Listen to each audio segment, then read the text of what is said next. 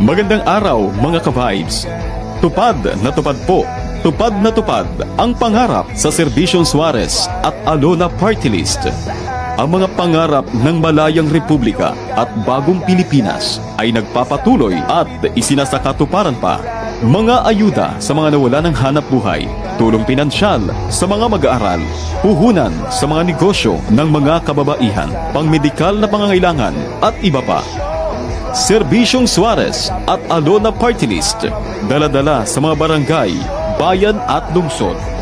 Mga proyektong pang-imprastruktura gaya ng FMR o ang Farm to Market Roads, covered courts, mga barangay centers, patubig, pailaw, tulong pinansyal sa mga kooperatiba at samahan, ospital at health facilities.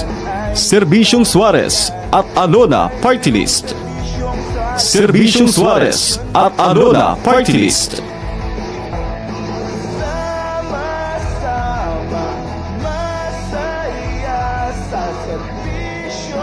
Suarez, may pag-asa.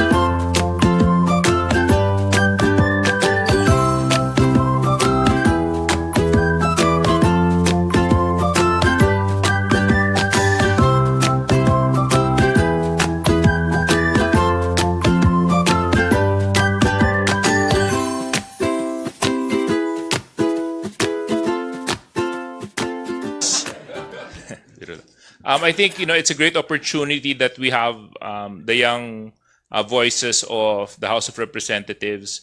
Oftentimes we hear the more veterans of the House, but what we need to also accept is that a large number of the composition of the House of Representatives now are first-time legislators, and a lot of them are very young, full of dynamism, full of enthusiasm, full of innovation, and integrity is very much intact. And it's very important for us as a nation to hear their advocacies and to listen to their opinions when it comes to issues that concern the nation. So it's indeed a pleasure to have them in the press briefing, and I'm sure in the next few days to come, a lot more voices coming from the different sectors of the House of Representatives will be heard. So maraming salamat. Well, I think he heard a lot of congressmen, definitely 100%, especially the privileged speech that was delivered yesterday. Hindi tama yung ginawa niyang pagmamaliit sa mga miyembro ng mababang kapulungan. Hindi tama nung sinabi niyang district representatives lang kayo, party list lang kayo, at kami, nationally elected kami. Hindi po tama yun. Especially, we're in a bicameral system of the legislative branch wherein we're both co-equal. I guess my young guns are a little bit kinder than myself. Ako, ang motto ko na lang pagdating sa mga senadors, we will never forget. Okay, just a follow-up question. I'm Malalas Mars from PTV4. Just a follow-up question about charter change. Actually, for DS Suarez po sana, but other congressmen can also answer. Kahapon po kasi sa ating press conference, nanawagan na rin yung House leaders na imbes na word war, manaig na nga at magkaroon na ng healthy and democratic discussion. Sabi nyo nga po, let love rule. Pero ang nangyayari po kasi, sa ngayon nga, tuloy pa rin even sa Senate plenary meron pa ring message about sa House at kumbaga ay tuluyan pa rin yung mabibigat na salita. Para sa inyo, kailan po kaya natin to nakikita nga mahihinto at given na isang buwan na lang ay mag-break na, Holy Week break na ang Kongreso. Sa tingin nyo, kayang-kaya pa rin naman pong itong maipasa itong RBH 6 naman sa dalawang kapulungan ng Kongreso? Well, I can't speak on behalf of the Senate when it comes to how quickly they can do their work. But I can speak on behalf of the House because this is what I am a member of. When it comes to productivity, in absolute terms, the House has delivered in all SONA legislative measures, in all LEDAC requirements, and in every legislative action that has been asked of us by the executive. So when it comes to efficiency and productivity, undoubtedly, unquestionable ang House dyan. Ngayon, sa bahagi ng Senado, it's mixed signals eh. SP Mig said matatapos nila before Holy Week. Now, sinasabi ni Senator Angara, baka October. Tapos may ibang senators na nagsasabi na wag daw mamadaliin. So, we really can't hold on to a definitive timeline when it comes to how soon the Senate can act on RBH 6. That's why I'm asking the media to please ask them what is their timeline. If you were with us yesterday at narinig nyo yung paliwanag ni Congressman Joy Salceda at saka ni Congresswoman Stella Kimbo, the numbers speaks for itself. The Philippines is now 8th from the last of 10 countries. So how long do we have to wait before we actually realize there's so much work that needs to be done para maipasa natin tong RBH 6? At saka the passage of the RBH 6 is just one step. After we do the RBH 6, we're going to have to move with having a plebiscite. Then after we have a plebiscite, we're going to have to operationalize the Constitution by enacting laws. And I'm telling you, aabutin na tayo ng midterm elections. Pagkatapos nun, may bagong set of congressmen, may bagong set ng senators na darating. Baka ma-operationalize natin to, masyadong dulo na sa term ng ating Pangulong Bongbong Marcos. That's why ang panawagan ko sa Senado, and we have been very consistent since January when we've been having this press conference, do your work and do your work fast because time is not on our side. And neither are the other countries in the world and the businesses and the investors. They are not going to wait for the Philippines. We need to make sure that the gates are open for them to come in. It's the youth of the nation who's asking for statesmanship. It's the youth of the nation who's asking for interparliamentary courtesy. It's the youth of the nation who's asking to actually work and move forward. So I think that is such a welcome development for us na you're seeing young voices expressing their dismay, but at the same time, young voices expressing their hope that they want to move the country forward. So I just wanted to point that out because, it's such a revelation, I guess, for everybody. No? Thank you, sir. Talent manager. Actually, I wanted to escape myself from the discussion. But since I was asked, I still consider myself quite young. Quite. Wag na lang young, quite. I think what the young guns show is the diversity presently in the House of Representatives. It also shows the aggressiveness and the enthusiasm and the fresh ideas that they bring to the table. Na kung titingnan naman natin to at ihahambing natin sa ipinaglalaban natin na pagbabago ng ating konstitusyon, nakikita natin na parallel talaga. Because it is only through these innovations, creativity, that we can push the country forward.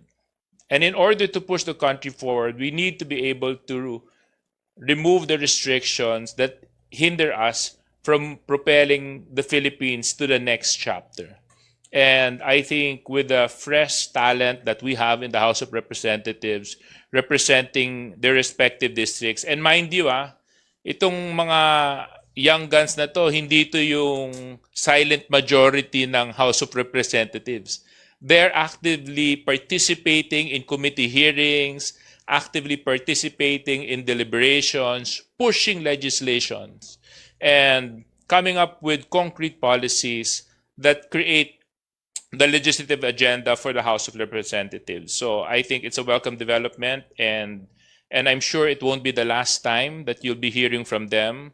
You can contact me after the press con para sa susunod na ilalabas ng Young Guns. No, just joking. But I will make it a more regular engagement because there are other young guns and other younger members of the House that would like to express their opinions as well. No? Thank you, DS Suarez. Big Simintak of Net 25. Yeah. Well, I'm sure the National Security Council is on top of the situation. And with regards to the threats that happened yesterday, I think they were all mischievous and non-existent. So I hope this is not part of any destabilization attempts with regards to efforts and services and programs being done by the government. But we can't comment on that. Siguro antayin na lang natin na yung proper department at ahensya at kalihim ang magbigay ng komento tungkol po doon, no? Well, it's gonna take so much time. Really, I mean, if they plan to go around and do a road show, there are a lot of ways of saying you're in favor and you are not. So I hope this is not one way that they're saying that they're not in favor, no? Kasi maliwanag naman yung mensahe ni Presidente last week. He is for charter amendments, specifically on economic provisions. And this does not need any delay on the part of the Senate, on the part of the House. So, tama si Congressman D. They can invite. They can do 2-3 hearings every week if they want to. But you know what? What needs to be done is, we need to act on a quicker pace. So, yun yung mas mahalaga para sa atin, no? And of course, on your second point, do I agree with it? From where I stand, I don't think that would be a prudent way of going through the process. Because remember, you mentioned a word, subcommittee. So meaning, pagkatapos ng subcommittee, iaakit pa yan sa mother committee. Ngayon, ang tanong, anong gagawin ng mother committee? I-adapt lang ba yung findings ng ginawa ng subcommittee o panibagong hearings na naman ang gagawin ng committee level? And after that, diretso pa yan sa plenary debate sa Senate. Now, that's why you have to ask them what's their timeline. Because by the time we reach June or July, it's budget season for Congress.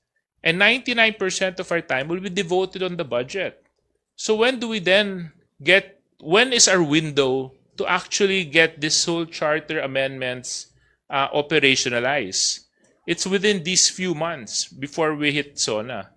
So kaya ako talaga pagdating sa Senado,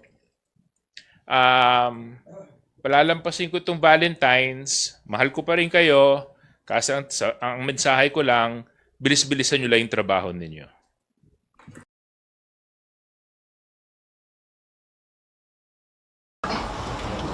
Can you just add to what Congressman Elry mentioned?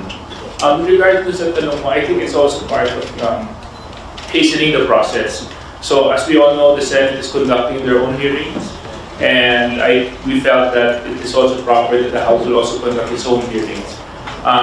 Yun na rin naman po yung mensahe ng ating Pangulo na dapat magkaroon ng healthy debate and discussion about charter amendments. So here in the House of Representatives, it is the intention of us as authors of the said resolution to foster healthy debate and discussion para mas maintindihan ng mga mamamayan at ng ating mga kababayan kung bakit nararapat ito para sa ating bansa at kung bakit naayon na po ito sa kanila. And in addition, you also have to look into yung the window of opportunity to actually tackle this. Kasi pagpasok po natin ng kalahati ng taon, zona na yon, ang susunod na tatalakayin na ng House is the budget for 2025, where 99% of our attention will actually be focused on that. So if we are Feb now, March, April, May, June, July, we have more or less 3 months, 4 months of legislative time to actually tackle this. So I do hope that once the bill hits the plenary, action would be taken na mapag-usapan to sa pinaka mabilis, pinaka exhaustive na paraan kung saan inclusive ito sa lahat ng mga stakeholders na magiging bahagi sa pag-uusap at pagpupulong.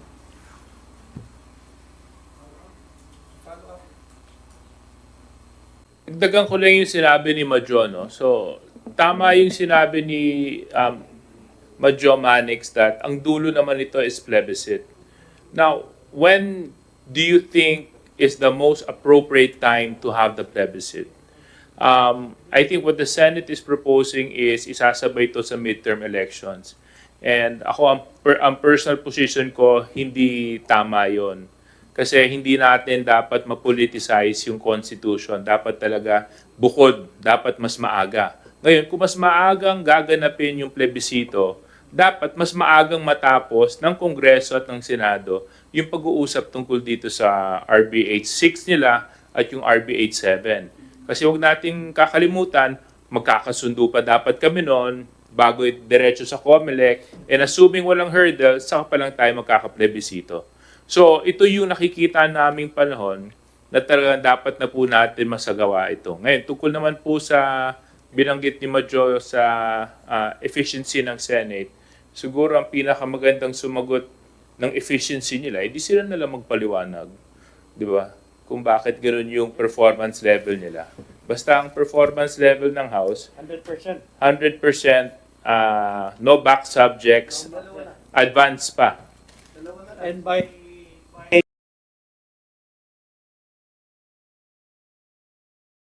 And if I may add, Madjo, one advantage of the Committee of the Whole is everybody gets to participate in the discussions. As opposed sa isang committee hearing, tulad ng sinabi ng ating majority leader, yung mga miyembro lang muna ang magdi-discuss. So given the gravity of the topics to be discussed, given that we will be discussing, debating on amendments of the Constitution, we thought that it would be fit that everybody should participate.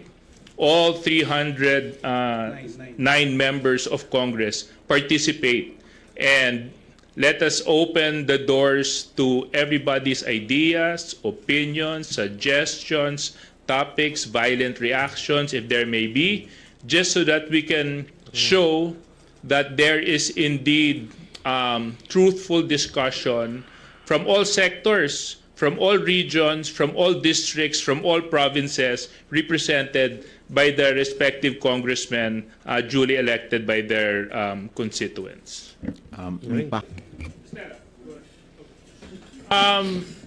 Unang-una, I think the question is, dahil na inamin ng ating mahal na senador na nagbawas siya ng pondo, I think ang tanong is, ilang milyong Pilipino ang naapektuhan dahil dun sa pondong nawala? Kasi base sa sinabi ni Congressman Abalos, matatapos naman pala yung listahan by 2023. So therefore, may target beneficiaries na dapat yon. Now, in so much that she said that she removed the funds and diverted it somewhere else, which I think wouldn't affect the fiscal space dahil may budget ceiling naman tayo, ang mas malaking tanong, ilang milyong Pilipino at ilang households ang naapektuhan dahil nailipat yung pera. At mukhang hindi lang yata nung 2023 nangyari ito. Yeah, and I don't know if my reaction would be right. Maybe JC can correct me kasi four-piece representative si JC. So, yung sinasabi na hindi magagamit yung pondo, kaya inilipat sa iba, hindi naman ibig sabihin na matatapos yung paggamit ng pondong yun sa 2023. Pwede naman yun, ipagpatuloy pa rin yung paggamit sa 2024. Diba? So, hindi dapat naging dahilan yon na kasi yung payables noon, yung mga beneficiaries noon, tuloy-tuloy pa naman sila tatanggap kasi huwag natin kakalimutan, 4Ps is a law. You know, it's not just a regular program, it's not just a project that comes and goes, it is a law. So it has specific beneficiaries, it has specific objectives, and therefore the funding has to be secured to support the intent of the program. Now, of course, with this revelation that we found out a few days ago, I think it is incumbent upon the House to find out kung ano naging epekto nito sa programa, number 1. Number 2, kung ilang milyong Pilipino at households ang naapektuhan sa programang ito. And of course, kung babasihan po natin yung statements ni Secretary Rex kahapon, kung paano pa natin palalakasin yung 4Ps. No? I think the President has come up with some ideas in how to make it more responsive considering the inflation that is happening in our country. Para sa ganun, yung piso mo dati ay ang effect nun ay piso pa rin katumbas na tulong ang may bibigay ng gobyerno. So, yun po yung aking opinion tungkol po doon.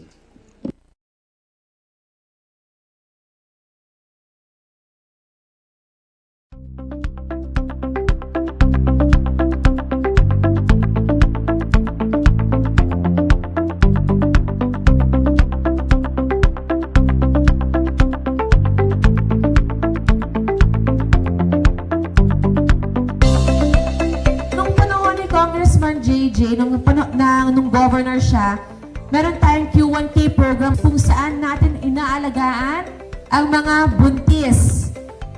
Diba habang si mommy ay buntis, hanggang manganak siya, hanggang sa 1,000 days ang baby. And it's very important na si mommy ay healthy. So yan ang isang programa ng Alona Part List. And I really focus on that program kasi ako rin ay nanay. Ay alam ko ang pinagdadaanan ng isang nanay. Kaya I always make sure na tinututukan ko palagi ang mga buntis sa ating distrito.